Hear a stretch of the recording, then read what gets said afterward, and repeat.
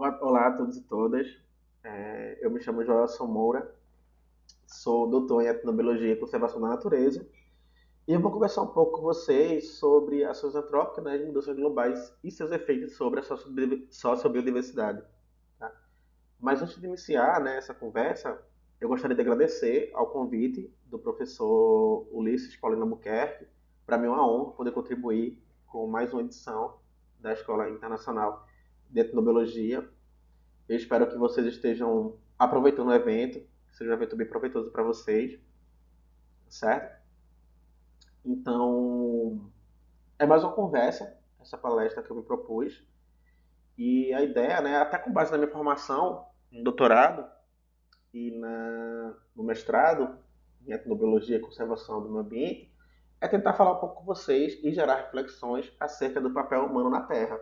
É basicamente isso. Durante o meu doutorado, eu trabalhei bastante para entender o papel do ser humano no meio ambiente, né, como o ser humano ele muda ao longo do tempo e gera modificações no planeta, sempre por uma perspectiva mais cognitiva da mente humana.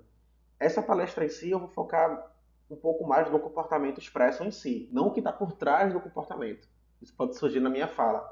Mas o foco da palestra é mais as ações realmente humanas no ambiente, né, o comportamento expresso, e como isso pode modificar o ambiente ao longo do tempo. E por que só sobre diversidade? Justamente porque a relação entre diversidade biológica, sistemas tradicionais agrícolas e o uso e manejo desses recursos ao longo do tempo. Né? Então, as ações antrópicas podem gerar um efeito sobre essas dimensões, certo? As ações antrópicas, elas se referem às decisões que levam às ações e comportamentos humanos dos seres humanos no ambiente, definindo o que é ação antrópica. Essa ação, ela pode ser um pouco mais impactante ou visível, digamos assim, ou um pouco mais contínua e menos visível. Vou dizer assim, por exemplo, uma pessoa que decide construir uma cerca ou uma casa usando madeira de certa espécie de árvore, ela tem um impacto pontual, digamos assim, numa comunidade tradicional, né, ou numa região. Uma vez que ela constrói a casa, ela não constrói outras casas, pensando em alguém que só quer construir uma casa. Né? Mas se você utiliza, por exemplo, casca de árvore para fazer remédios, por exemplo, para fins terapêuticos, ou frutos para se alimentar ou vender, por exemplo, isso pode ser um impacto menos visível, principalmente na coleta de frutos, né, dando só um exemplo, só que mais constante. E ao longo do tempo isso pode gerar modificações na estabilidade do ecossistema. Tá? Isso é só uma introdução sobre como a gente pode ver as ações humanas no ambiente. Alguns pesquisadores chamam essas ações de distúrbio antropogênicos agudo ou crônico. Né? Agudo é aquele que é mais visível, como por exemplo você desmatar uma grande dimensão, né? Um grande território de árvores, né? De vegetação. Isso é muito visível. Ou distúrbio antropogênico crônico, que é aquele que é mais contínuo ao longo do tempo. Né? Por exemplo, uma pesca de determinada espécie de peixe. Chamar de distúrbio também tem muito a ver com a escola, né? Com a literatura que o pesquisador, né, ele tem contato, ou que ele também, né, não vou falar que ele defende, né, no que ele foi formado, digamos assim. Na minha formação, eu entendo isso muito mais como mudanças, né, ou ações humanas no ambiente. Isso pode gerar modificações tanto na história evolutiva do ser humano quanto também no ambiente. Tá? É como eu também penso, não há certo ou errado, é só uma forma de enxergar o fenômeno humano na Terra. A ideia de você visualizar é, a ação humana como um distúrbio também muitas vezes está numa concepção de entender o ser humano como uma espécie à parte no ambiente. Muitas vezes, tá? Nem sempre. Por que eu estou falando isso? Porque, por exemplo, em muitos cursos de graduação, pensando em biologia, nós não, pelo menos na minha formação, né, e algumas formações ou grades curriculares, digamos assim, ou ementas de disciplinas desses cursos, são poucos os debates em relação ao papel do ser humano na Terra ou como o ser humano é uma espécie que influencia outras espécies e que também pode influenciar ela mesma a partir de suas ações. Então eu trouxe esse círculo aqui porque é um círculo que é uma concepção um pouco mais diferente, né, de entender o ser humano como mais uma espécie no ambiente que vai interagir com outras espécies.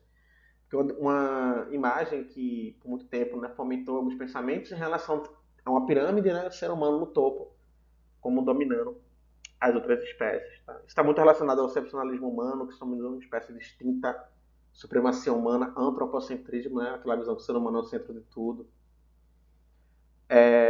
E eu acho também que isso reflete até as polêmicas na época das descobertas de Darwin, né? Que o pessoal teve muita resistência. Ainda hoje eu percebo que algumas,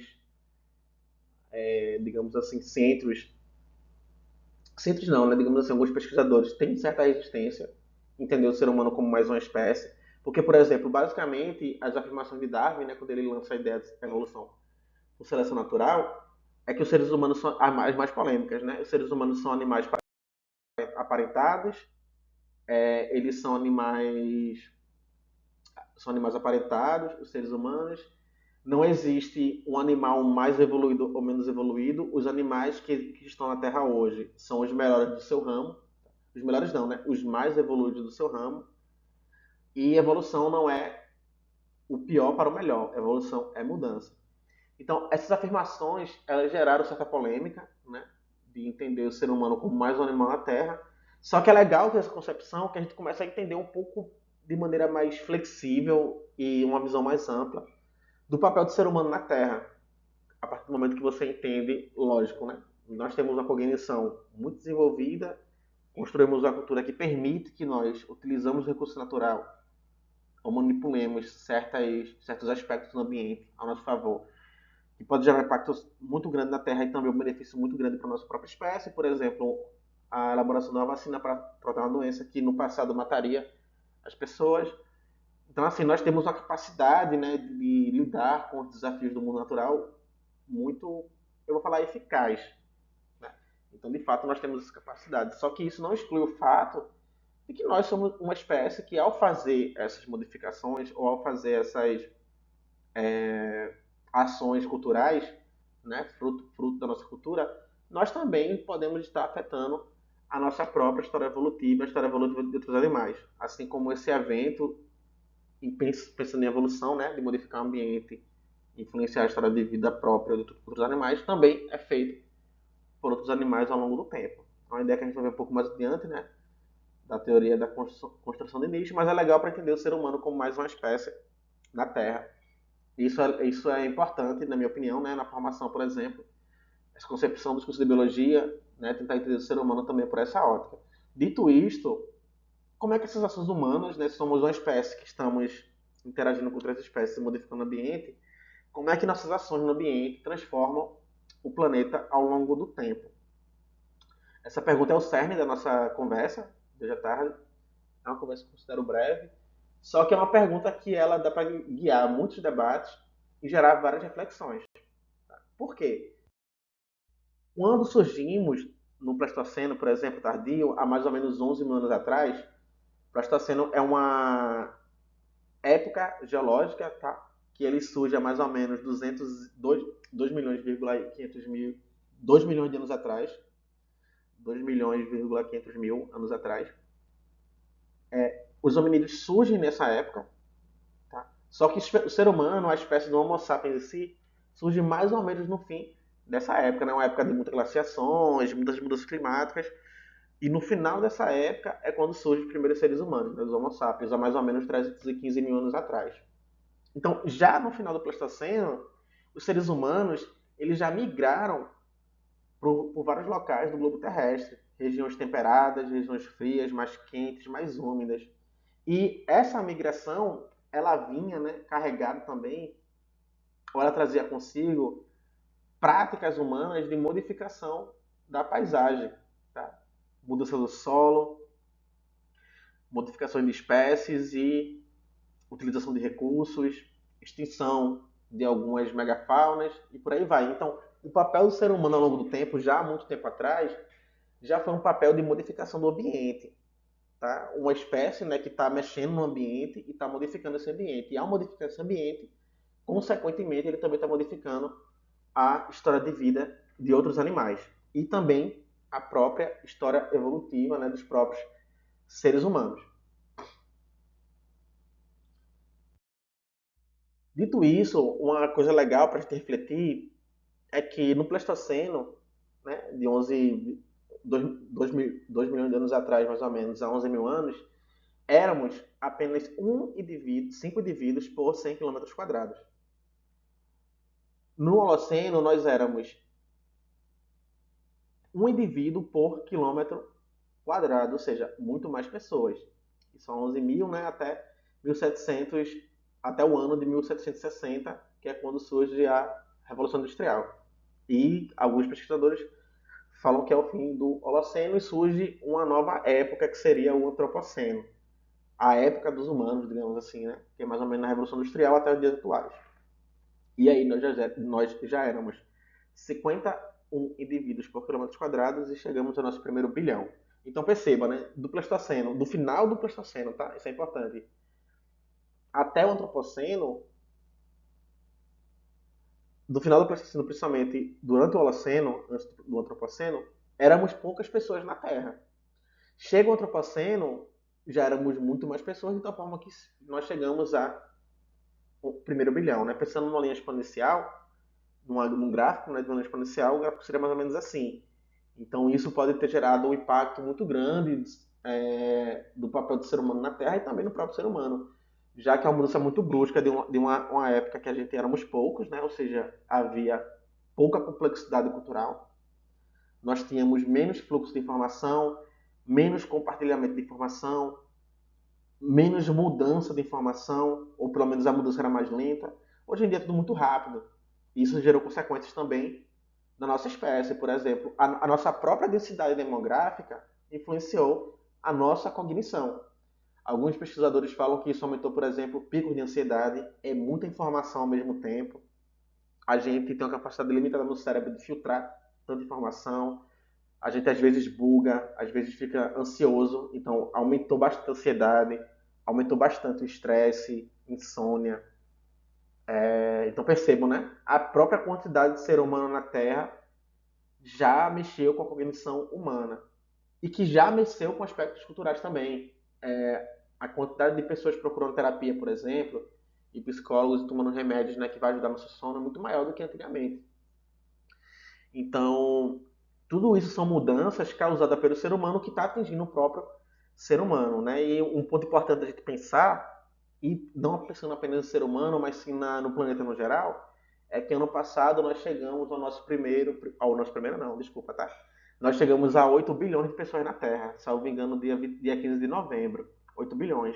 Só que a estimativa é que em 2050, até 2050 nós iremos atingir 10 bilhões de pessoas na Terra. Então, assim, é muita gente em pouco tempo e utilizando ao mesmo tempo os recursos naturais.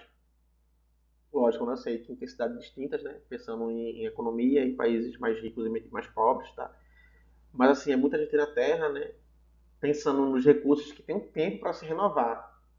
E essa falta do tempo do recurso se renovar também é um problema para o futuro da humanidade. Um problema causado pelo próprio ser humano. Tá? Mas lembrando que o ser humano ele é a causa primeiro da crise ambiental que nós passamos hoje, mas ele também é a solução da crise ambiental. Ao falar de conservação da natureza, pensando em proteger apenas um animal, por exemplo, ou uma árvore específica, e excluir o ser humano desse debate, é um pensar de conservação muito limitado. Tá? O ser humano ele tem que estar incluído no debate, porque ele é a causa primeira dos problemas ambientais, mas a solução também passa pelo ser humano. Tá? Então isso é uma coisa legal para a gente pensar. O primeiro trem, por exemplo, né, ele tem mais ou menos 200 anos de vida, de existência. Quando surge o primeiro trem. E 200 anos para cá, a mudança tecnológica, o avanço tecnológico foi assustador. Chega até a ser um absurdo a gente pensar que em tão pouco tempo nem trem existia na Terra. Então, assim, é tudo muito rápido, é muito ser humano e são muitas modificações que podem se gerar um grande impacto na Terra ao longo do tempo. Espero não estar falando muito rápido, que é um defeito meu em relação quando eu falo de um assunto que eu gosto muito. É o meu que me empolga. Mas eu acho que está dando para ter um fluxo legal na troca de ideias. É só definindo o que é antropoceno, né? Ele é definido como a atual época geológica devido à magnitude variedade e longevidade de mudanças induzidas pela espécie humana, incluindo transformações da superfície terrestre e a mudança na composição da atmosfera. Resumindo a prosa, né? O ser humano ele modificou tanto o ambiente, os aspectos físico-químicos do ambiente, que alguns cientistas propuseram, né, o surgimento de uma nova era, de uma nova época geológica, que é o antropoceno, né? A era dos humanos. Antropo, né, de ser humano, sendo de época. Então, assim, é uma nova época proposta, tá? Por exemplo, aqui, ó, pesquisadores do grupo de trabalho do Antropoceno, que a sigla em inglês é AWG, argumentam que o Lago Crawford, no Canadá, seria o ponto de referência geológico para demonstrar o advento da época dos humanos. Então, a água do fundo desse lago contém oxigênio, que faz com que as camadas de rocha no leito do lago gravassem traços de plutônio liberado pela detonação de bombas nucleares no início dos anos de 1950. Então, esse seria o marco temporal proposto como ponto de partida para outro processo, né? Isso seria um novo marco temporal. Mas ainda é preciso recolher várias amostras de rocha para poder ter uma certeza, né? Ou bater o martelo em relação a isso. Né? Uma vez eleita como a amostra mais significativa, a proposta precisa ser aprovada pela União Internacional de Ciências Geológicas quando a nomenclatura se tornará oficial. Então, esse debate é bem recorrente e bem atual em relação a essa época dos humanos. Né? No que fala um pouco de cientistas, a gente pensa, por exemplo, que os microplásticos que existem na Terra são entidades que alguns cientistas chamam de entidades desconhecidas, né? Alguns cientistas acreditam que a gente não sabe ao longo do tempo o impacto que os microplásticos vão ter sobre o ser humano e também sobre a Terra no geral. Provavelmente eu e você e vocês que estão me assistindo temos microplástico no nosso organismo. Até que ponto isso vai influenciar a nossa fisiologia, ou até que ponto isso vai influenciar o ambiente ao longo do tempo, ainda é um pouco incerto. Então, tudo isso são modificações, né, de ser humano causadas pelos seres humanos que levam a essa concepção de que existe uma nova época geológica que foi dado o nome de Antropoceno. Por exemplo, né, pensando em extração e queima de combustíveis fósseis queimados, que é a liberação de CO2 para a atmosfera, a alta concentração desse dióxido de carbono, né, leva à poluição do ar, à formação de chuvas ácidas, desequilíbrio do efeito estufa, consequentemente a temperatura da Terra aumenta, traz consigo efeitos das mudanças climáticas. Algumas regiões estão ficando mais frias, outras mais quentes, né? Há esse desequilíbrio climático. O ciclo de carbono ele é impactado, né? Que é aquele ciclo biogeoquímico um pouco conhecido, né? Que é um processo que vai garantir a reciclagem do carbono e que possibilita que esse elemento interaja com o elemento, possibilita que esse elemento interaja com o ambiente, né, com o meio ambiente e também com os seres vivos, tá? Então, todas essas humanas leva a bastante desequilíbrios no meio ambiente e no planeta. E pensando em petroquímicas e pensando em pessoas consumindo o que a petroquímica permite ser produzido e pensando que são 8 bilhões, né? Então são muitos impactos na dinâmica da Terra, na sociobiodiversidade no geral. Inclusive, eu moro em São Félix do Xingu, que é uma cidade no Pará, fica no sudeste, sul do Pará, e é a cidade que mais emite no Brasil CO2, né, devido às queimadas, e aqui também tem muita gado bovino, é a cidade que mais produz e exporta gado no Brasil. Então, são problemáticas, né, que eu sinto a partir da cidade que eu moro, por exemplo, que contribui bastante pelo aumento, né, e liberar bastante CO2 para a atmosfera. Então, eu falando com vocês essas ideias e eu já aqui fritando sobre como a cidade que eu moro hoje em dia contribui, como as ações antrópicas da minha cidade, né, contribuem para muita coisa que eu estou debatendo aqui com vocês. Aqui é só um gráfico que eu quis trazer. Esse gráfico ele mostra, né, como por milhares de anos a concentração de CO2 nunca excedeu 300 ppm, né, que é partes por milhão, a sigla ppm, nunca excedeu 300. Só que durante os últimos 200 anos, a concentração de CO2 na Terra aumentou rapidamente e agora é maior que 400 ppm, por exemplo. Pode ver que aqui deu uma subida exponencial, quando a gente olha isso para esse gráfico aqui no eixo X. Então, assim, são questões preocupantes, principalmente, deixa eu trazer para vocês aqui uma afirmação que teve em um dos últimos IPCC, né, com base nos dados, né, científicos de várias regiões do planeta, de que para reduzir o impacto humano no clima, o nível tolerável de emissão é zero, emissão de CO2, tá? De dióxido de carbono. Então, o nível tolerável é zero. Então, assim, se a gente pensa em 8 bilhões de pessoas na Terra, 2050 podemos chegar a 10 milhões. E a esses dados do IPCC é preocupante porque dificilmente as petroquímicas irão parar de emitir CO2. No máximo elas vão diminuir. Tem a questão do crédito de carbono, que é um aspecto que eu critico bastante, né? O crédito de carbono, tenho minhas críticas, mas não é o ponto dessa nossa conversa de agora. Mas qual é o ponto, né? De entender que as soluções criadas e a quantidade de pessoas, ela leva a certa desconfiança sobre o futuro do planeta, né? E sobre o papel do ser humano na Terra em relação a mudanças e impactos globais ao longo do tempo. Tá? Ponto importante que eu quero destacar para vocês, já que eu falei do antropoceno, aqui é um aspecto crítico, tá? Eu acho que a gente, como cientista, tem que ter uma visão de tudo que é construído e sugerido, nós temos que ter uma visão crítica, né? Nós somos seres pensantes. E a prática científica é uma prática que é considerada uma prática anti-emburrecimento, o que é muito massa e o que me faz amar tanto ciência. O modelo econômico social que influenciou o surgimento do Antropoceno, né, que é uma época sugerida, tá? Ele não é a realidade dos povos indígenas. Eu acho que isso é um ponto importante para a gente refletir, né?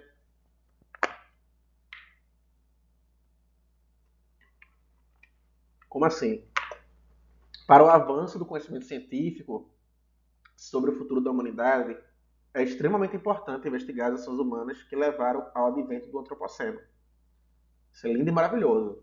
Só que um ponto que a gente tem que refletir é que não cabe aos povos indígenas, tá, as mudanças globais observadas na atualidade devido a uma lógica capitalista, uma lógica econômica que não faz parte da realidade desses povos. Esses povos, por exemplo, eles não constroem armas nucleares, já que o novo marco temporal é a partir de mudanças causadas por explosões atômicas, tá? Isso não faz parte da realidade dos povos tradicionais, tá? Eles não constroem armas nucleares, nem são gestores de grandes empresas no setor de petroquímica, por exemplo. Então são só reflexões para ficar. É legal, né, ter essa sistematização de dados que leva ao surgimento de uma nova época geológica, tá? Só que essa reflexão é bastante importante para a gente entender o fenômeno, que o fenômeno humano na Terra ele é muito complexo. Não há tons de não existe apenas preto e branco, né? Existem tons de cinzas. Isso é muito importante a gente levar em consideração.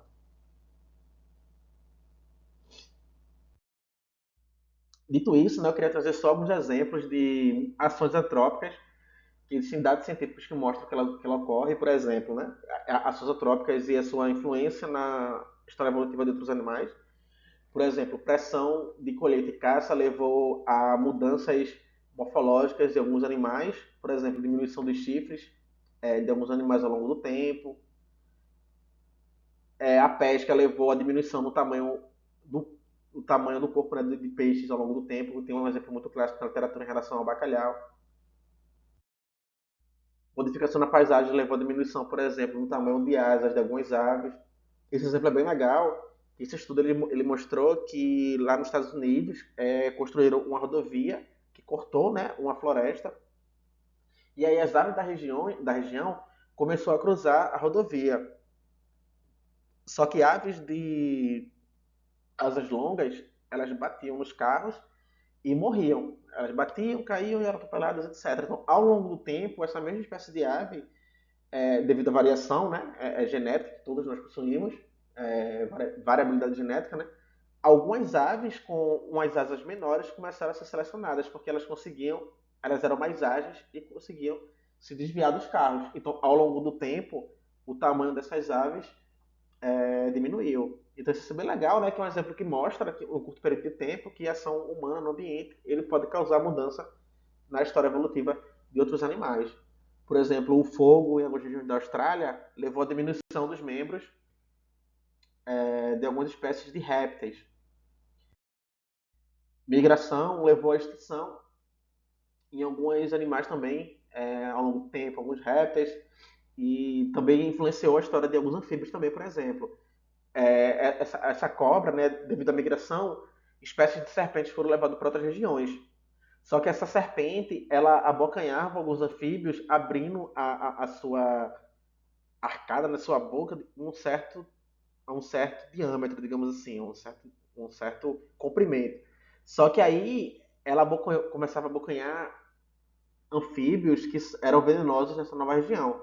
Então, ao longo do tempo, essas espécies morriam e só sobreviveu as espécies de serpentes que abriam a boca um pouco menos e e abocanhavam outras espécies de anfíbios que não eram venenosos, justamente porque a boca já não abria o suficiente para abocanhar o venenoso. Então houve uma seleção, né?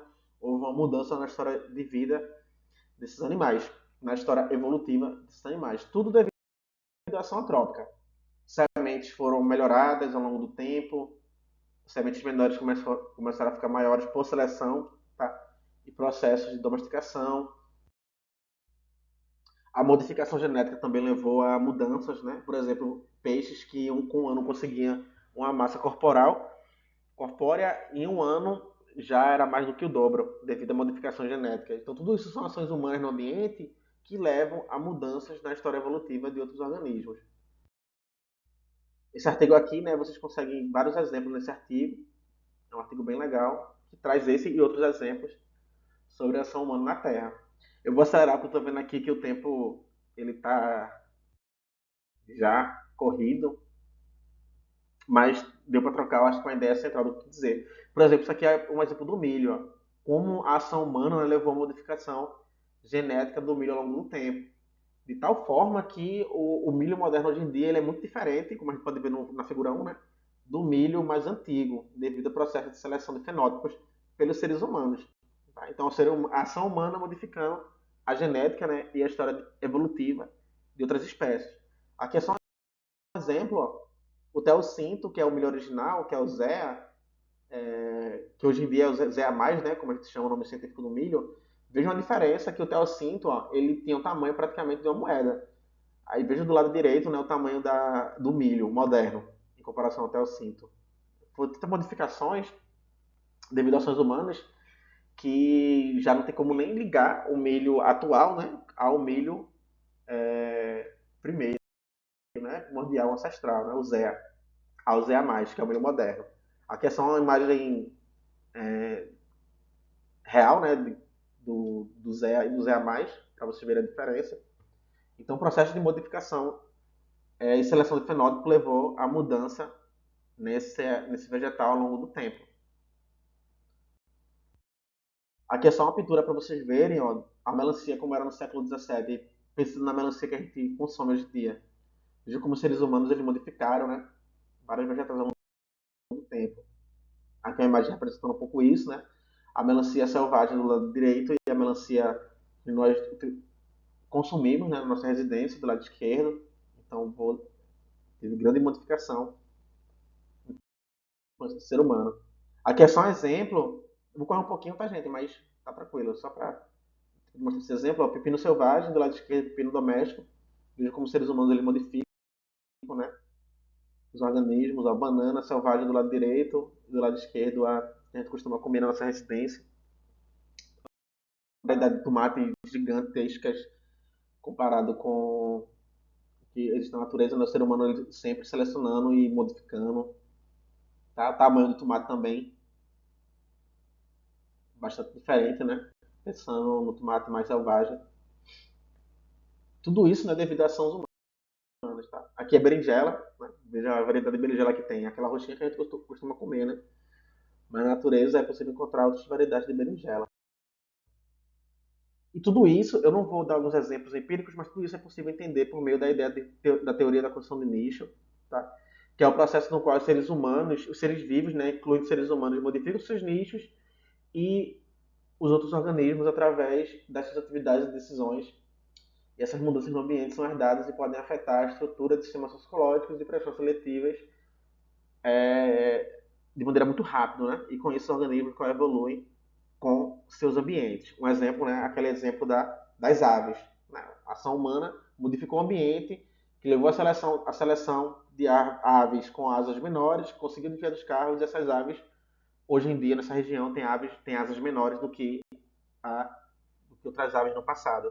Então, isso é teoria de construção de nicho, né? Agindo ao longo do tempo.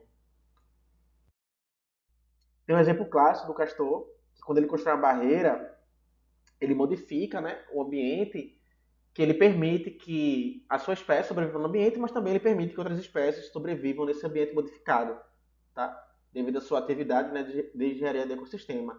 E uma coisa que é legal é que quando o castor morre, a barragem não morre com o castor, ela continua lá. No que ela continua lá, outros animais continuam sendo beneficiados por essa barragem e também os filhotes de castores continuam sendo beneficiados por essa barragem. Então o castor ele modifica a sua história evolutiva, mas também modifica a história evolutiva de outros animais. Isso é construção de nicho um aspecto importante é a questão da herança ecológica. Né? O que nós modificamos e o que nós construímos, nós deixamos uma herança, deixamos uma marca. Pensando no ser humano, quando a gente causa mudança no espaço-tempo e deixa essa herança ecológica, nós também deixamos uma herança cultural. Isso é muito importante. Por quê? Quando a gente vai construir um computador, a gente não constrói um computador do zero. Agora vou construir um computador do zero. Tem um corpo de conhecimento já construído, uma herança cultural, que permite que construa um computador não do zero, já com a informação oferecida. E por que isso é legal? Isso me ajuda, ou ajuda os cientistas, né, que trabalham com computação, a aperfeiçoar a tecnologia dos computadores. Então isso permite um aperfeiçoamento e uma adaptação mais rápida, digamos assim, ao longo do tempo. Se uma doença surge, a gente não espera a genética atuar, a seleção natural, para ver quem vai sobreviver ou não. Nós construímos hospitais, remédios e vacinas, e isso permite com que a gente sobreviva e que haja uma modificação, né, na nossa genética e a gente não dá tempo, digamos assim, de deixar a seleção natural atuar. Nós vamos, digamos assim, que nós driblamos a seleção natural, tá? Por meio das ações humanas. Lembrando, né, essas ações modificam o ambiente, que modificam a história evolutiva do ser humano, mas também podem modificar a história evolutiva de outros animais. Devido ao tempo, eu não vou trazer com detalhes os exemplos de casos da malária, mas resumindo, né, ações humanas de plantação de cultivo de inhame modificam o ambiente de tal forma que aumentou a propagação de algumas espécies de anófilis, né, que é o mosquito da malária, infectou seres humanos e houve uma seleção de alguns genótipos, né, pessoas que eram, por exemplo, têm predisposição para anemia, que eram resistentes à malária, tá? Então houve um aumento nessa população ao longo do tempo. Então a prática humana influenciou a evolução genética. Mesmo a questão da amilase, né, pessoas tolerantes à amilase são pessoas normalmente que tiveram uma história de cultivo e, né, contato com o amido, né, que não é simplesmente fácil de ser digerido no nosso organismo. Então a prática cultural de plantar e cultivar tubérculos, né, selecionou pessoas que possuíam um gene específico que facilitava a, a expressão da enzima amilase, né, que vai quebrar o amido. Então a prática cultural influenciando a frequência genética, né, e a história evolutiva dos seres humanos. Mesma questão, a questão da lactose, né? Então, a domesticação ele levou a uma evolução entre pessoas que têm a prática de ordenha, né, e consumem lactose, e a expressão do gene que estimula a quebra da lactase, tá? Não, a expressão do gene que expressa a enzima lactase, né, que vai quebrar a lactose. Então, novamente, né, uma prática cultural influenciou a evolução e a seleção e o aumento, né, da frequência genética dos seres humanos ao longo do tempo. Então, são três exemplos que é legal vocês depois puderem ter contato. Né? Eu vou trazer um exemplo também de literatura que fala um pouco disso no final, uma sugestão, né, que é o caso da lactase, da amilase e da malária, que são exemplos interessantes sobre como os seres humanos modificam o ambiente e também modificam a sua própria história de vida e a história de vida de outros animais. E só mais um exemplo aqui, ó, vocês verem, tem dados que mostram que 95% da floresta temperada e 90% da floresta tropical foram modificadas por atividades humanas ao longo do tempo. Novamente, né? Isso pode ter influenciado a história de vida de vários animais, várias espécies de árvores e de ser humano ao longo do tempo. Nós deixamos uma marca que é contínua e constante ao longo do tempo. Tá? E isso tem grandes impactos que devem ser considerados. Aqui é só um exemplo, ó, nesse gráfico aqui, esse mapa, é a variação de 85 espécies domesticadas em toda a Amazônia. Dessas, 20 são espécies hiperabundantes e dominam a floresta. E todas são modificadas. Entre elas, por exemplo, açaí, castanha do Pará, cacau e ingá. Então percebam que a Amazônia ela é fruto da ação humana e das ações antrópicas ao longo do tempo. E se espécies de árvores que hiperdominam a Amazônia são fruto da ação humana de domesticação, por exemplo, né, uma castanha do Pará, imagina a quantidade de animais que se adaptaram a conviver com essa espécie né, da castanha do Pará ao longo do tempo e que sobrevivem nessas árvores e que gera os seus descendentes, por exemplo, nessas árvores. Então, assim, a ação humana ela pode influenciar a história de vida de uma espécie de árvore, que isso pode também impactar, né, influenciar a história de vida de outros animais.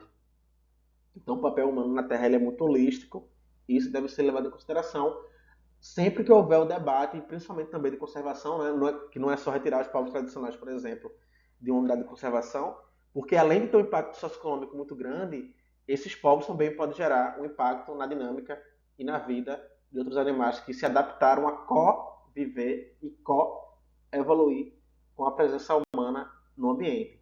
Também somos uma espécie no ambiente, certo? Para concluir, ó, o cenário de rápidas mudanças climáticas, por exemplo, torna-se essencial entender a interação ecológica e evolução dos organismos, incluindo organismos humanos e não humanos. Né? Processos evolutivos podem ocorrer no mesmo espaço, no mesmo tempo, né? E o planejamento de estratégia de conservação será beneficiado né, se os gestores locais considerarem as consequências evolutivas das ações humanas. Isso é extremamente importante em épocas de rápidas mudanças globais. E só para finalizar, o aumento progressivo da temperatura pode alterar a estrutura genética das populações vegetais devido à seleção de características que favorecem a sobrevivência em novas condições.